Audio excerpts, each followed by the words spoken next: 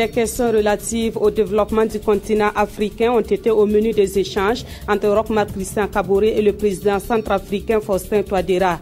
À Bruxelles, le président du Faso a également parlé de coopération avec la ministre suédoise chargée de cette question. Et puis, tous les Burkinabés devront désormais avoir un accès équitable à la justice. Le fonds d'assistance judiciaire est disponible depuis le mois de mai. Les acteurs judiciaires se sont concertés pour harmoniser les actions à mener à travers ce fonds au profit des justiciables. Voilà pour la une de cette édition. Bonjour à toutes et à tous. Merci de nous suivre. En marge des travaux des Journées européennes du développement, le président du Faso et celui de la Centrafrique se sont rencontrés. Ils ont échangé sur des questions d'actualité sur le continent africain. Roch-Marc Christian Kaboré a également reçu en audience la ministre suédoise du Développement et de l'Environnement. Les échanges ont porté notamment sur la coopération entre le Burkina Faso et la Suède. On fait le point avec Jean Zongo et Frédéric Etienne Bassenga. Prise par le Burkina pour renforcer la démocratie et il a également sollicité son accompagnement. Avec Federica Mogherini, la vice-présidente de la Commission européenne, Roch-Marc Christian Kaboré a parlé de sécurité, de démocratie et de coopération bilatérale. La vice-présidente a félicité le président du Faso pour les efforts faits pour promouvoir la bonne gouvernance au Burkina. Le président du Faso a aussi pris langue avec le commissaire en charge du développement à la Commission européenne. Là aussi, il s'est agi pour les deux hommes d'échanger sur comment développer davantage la coopération entre l'Union européenne et le Burkina. Le vendredi dernier à Gawa, le ministre d'État, ministre de l'administration territoriale, de la décentralisation et de la sécurité a rencontré les forces vives du Sud-Ouest. Au menu des échanges, le développement de cette région. Rencontré également entre Simon Compaoré et les forces de défense et de sécurité du Sud-Ouest. Avec elle, il a été largement question de sécurité qui règne dans cette partie du Burkina Faso. On fait le point avec Aboubakar Traoré. Avec un langage de vérité, le ministre d'État en charge de l'administration territoriale a invité les forces vives de la région du Sud-Ouest à exploiter les atouts en ressources naturelles et humaines pour amorcer le développement de leur région. Après les forces vives, Simon Compaoré s'est entretenu avec les forces de sécurité et de défense sur la question de l'insécurité qui sévit dans le Sud-Ouest. Il a annoncé une opération de ratissage en collaboration avec les populations. Nous sommes entretenus avec les forces vives sur deux points essentiellement, la situation économique de la région et la situation sécuritaire dans la région. Et ensuite, nous avons eu une réunion avec l'armée, la gendarmerie, la police, les eaux et forêts, la douane, parce que nous avons en vue d'organiser une vaste opération de sécurisation au niveau de la région. Le ministre d'État en charge de la sécurité est allé dans les casernes encourager les forces de sécurité et de défense de la région pour le travail déjà abattu. Occasion pour les hommes et femmes détenus d'égrener les difficultés auxquelles ils sont confrontés. Elle se résume en insuffisance de personnel, de matériel roulant, de locaux et de logistique. Le Service national de développement multiplie les initiatives pour lutter contre l'aggravation des mœurs et l'incivisme au Burkina Faso. Le SND a initié une formation dite civique et patriotique au profit des jeunes de la région du Nord. La formation s'est déroulée du 13 au 17 juin à Ouaïgouya. Plusieurs modules sur le civisme et le patriotisme ont été enseignés aux jeunes. Irénée Kaboré, Alidou Alain Savadogo. L'incivisme, la corruption et la pollution de l'environnement sont, entre autres, les maux qui minent nos sociétés selon le Service national pour le développement SND. C'est pour enseigner à la jeunesse les vertus morales et l'esprit citoyen pour le développement du pays que le SND a organisé cette formation civique et patriotique au profit des jeunes. Je pense que tout le monde sait quand même ce qui se passe dans notre pays, l'incivisme. Et je pense que cet incivisme concerne presque toutes les couches de la population. Alors, depuis 2002, je pense que le SND a très tôt compris et a initié chaque année ces formations auprès des jeunes pour un changement de comportement. Dans la région du Nord, environ 300 jeunes ont bénéficié de cette formation et plus de 15 modules ont été développés au profit des participants. La formation m'a servi, a servi de me donner beaucoup de notions sur le civisme, le patriotisme, la sécurité. Je pense mettre en pratique ce que j'ai reçu ici comme formation pour permettre aux gens qui n'ont pas eu l'occasion d'être avec nous ici, de savoir un peu plus ce qu'ils doivent faire dans la vie pour que la nation burkinabé soit vraiment ce qu'on entend vraiment. Cette année, d'autres thèmes viennent s'ajouter à la formation des jeunes, à savoir les patrimoines culturels, les citoyens et la sécurité du pays, le respect du bien public et la lutte contre la corruption. Il existe désormais au Burkina Faso une nouvelle structure dénommée Plateforme nationale des jeunes pour le développement durable. Cette nouvelle organisation se donne pour objectif de mieux impliquer les jeunes dans la gestion des questions de développement. Il s'agit notamment des questions liées à l'économie, à la gouvernance et au changement climatique. La Plateforme nationale des jeunes pour le développement durable tient actuellement une rencontre à Ouagadougou pour réfléchir sur les actions à mener. Jean-Eudes Bayala, Abdelaziz Yagibou. À peine née, la plateforme des jeunes pour les ODD, les objectifs du développement durable, se lance un défi. S'allier aux côtés des dirigeants pour faire bouger les lignes en matière de développement durable au Burkina. La plateforme demande un accompagnement conséquent des jeunes pour plus de rendement dans le domaine de l'agriculture. La bonne gouvernance, la sauvegarde de l'environnement, la promotion de la paix, la santé et le genre, autant de défis pour lesquels les jeunes pour les ODD proposent des actions à mener. La jeunesse a décidé d'agir concrètement, pas d'attendre, de tendre toujours la main pour attendre de quelconques appuis, mais de mettre en mouvement pour créer de la richesse, pour effectivement contribuer au développement du pays, apporter quelque chose de novateur dans la démarche que nous allons adopter. Le ministère de l'Environnement prend en compte leurs préoccupations et également dans les jours à venir, nous allons tenir une autre rencontre avec l'ensemble des plateformes de jeunes qui évoluent dans le domaine de l'environnement pour qu'ensemble nous traçons une feuille de route qui vont nous permettre en tant que ministère d'aboutir bien sûr à l'objectif qui nous a été fixé par le chef de l'État. Considérée comme le fer de lance du développement, la jeunesse constitue près de 112% de la population burkinabé. Une force que l'autorité en charge des questions environnementales appelle à se mobiliser pour l'atteinte des 17 objectifs du développement durable fixés en septembre 2015. Autre point de l'actualité, nous mettons à présent le cap sur la région des Cascades pour cette mise au point faite par les opérateurs économiques de Banfoura. Une rumeur a circulé faisant cas du soutien de ces opérateurs économiques à un candidat à la mairie de Banfoura. L'information est fausse selon le collectif des associations des opérateurs économiques de Banfoura. Ses premiers responsables ont convié la presse le vendredi dernier pour apporter un démenti. Plus de précisions avec Hassan Gourabou et Mireille Carole Tougouma. Le choix du futur maire de Banfoura pose problème. À entendre le collectif des associations des opérateurs économiques de cette commune. Par cette conférence de presse, il tire la sonnette d'alarme quant à la possible dégradation du climat social dans la ville. Nous sommes à une phase où les rumeurs qui parviennent, non seulement à nous, non seulement à tout le monde, et tout porte à croire que le climat n'est pas stable. Nous sommes permis de rencontrer les autorités administratives afin d'attirer leur attention sur la question. Nous venons donc par la présente conférence de presse attirer l'attention de l'opinion publique sur les éventuels risques d'une explosion sociale. Ces opérateurs économiques seraient accusés de soutenir l'un des candidats à la mairie. Nous tenons à signifier notre neutralité à propos de notre quelconque soutien à un éventuel conseiller candidat à la mairie. Que les politiques fassent leur politique et permettent aux opérateurs économiques de mener tranquillement leurs activités économiques. Le collectif des associations des opérateurs économiques de la commune de Banfoura, par cette occasion, réaffirme sa détermination à soutenir les dispositions liées à la République. Il lance également un appel à la population de Banfoura à mettre de côté les divergences politiques et à œuvrer pour la paix et la cohésion sociale dans la commune. Le fonds d'assistance judiciaire est disponible au Burkina Faso depuis le mois de mai 2016.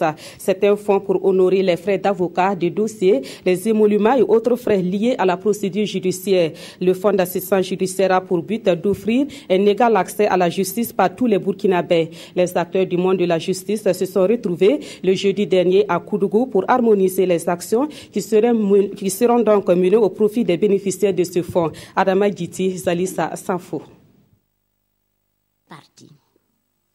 Depuis le mois de mai dernier, le fonds d'assistance judiciaire est effectif. Un fonds qui va réduire la barrière financière qui bloque l'accès de la justice aux plus pauvres.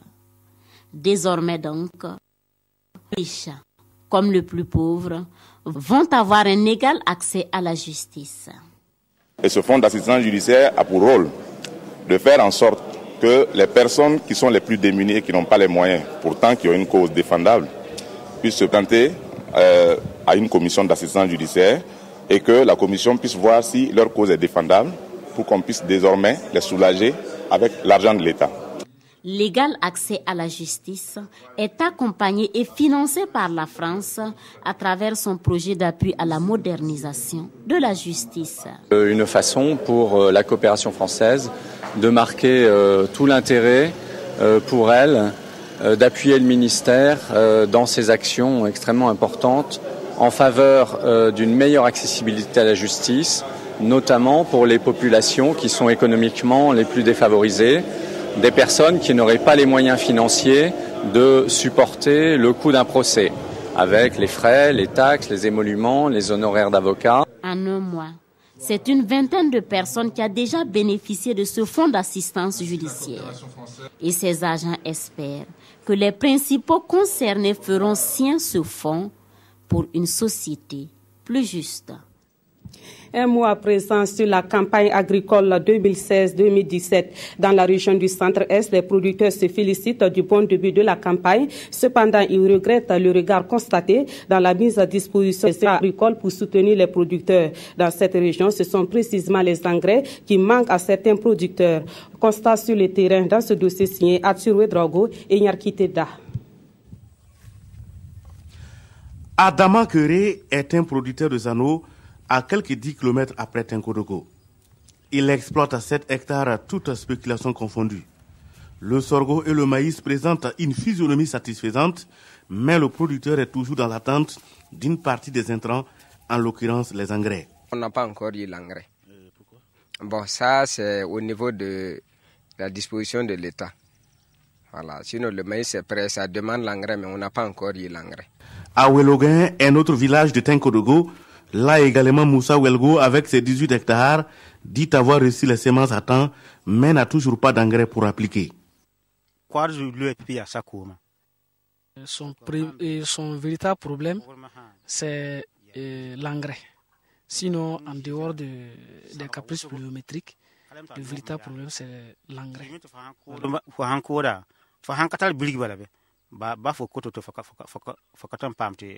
À en croire les responsables en charge de l'agriculture du Centre-Est, toutes les dispositions sont prises pour distribuer l'ensemble des intrants agricoles.